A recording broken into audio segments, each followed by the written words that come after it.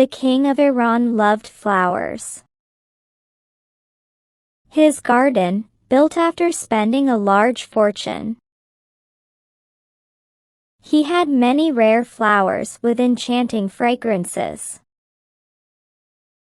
Once, the king came to know that his precious flowers were being stolen from the garden. He called for the gardeners. "Bring before me the thief. Who steals the flowers from my garden?" ordered the king. The gardeners mounted a watch around the garden and guarded it day and night. One morning, they noticed a hand coming in through the fence from the outside and plucking flowers from the taller plants. The alarm bells rang, and the gardeners and guards ran towards the corner where the hand was seen. They surrounded the thief, but all of them were shocked when they looked at the thief's face. It was the son of the king's minister. A thief has to be punished, whether he is a beggar's son or a minister. The guards and the gardeners led the young man towards the king's court.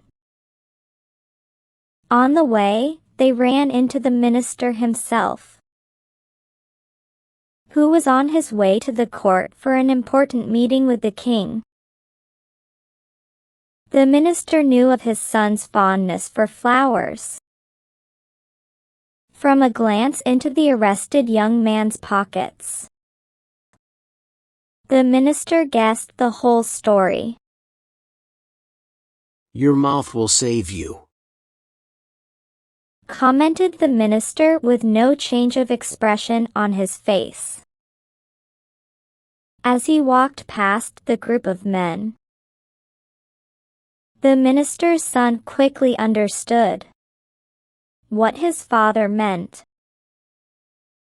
He started eating the flowers in his pocket one by one, without letting the guards see. "Your Majesty, we have caught the thief, who used to steal the royal flowers.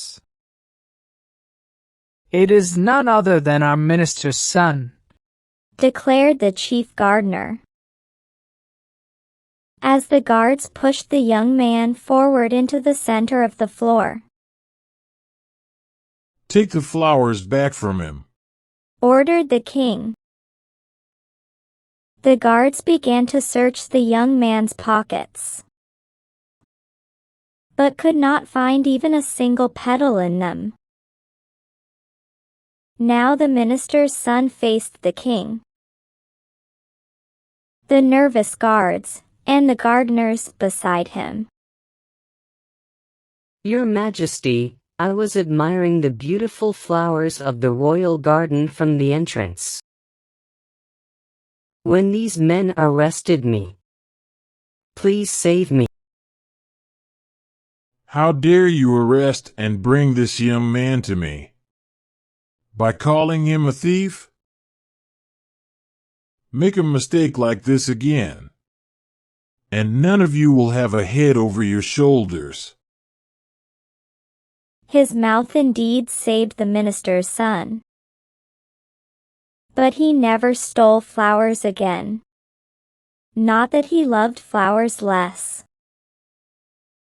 He knew he couldn't eat those terribly bitter flowers. If caught again,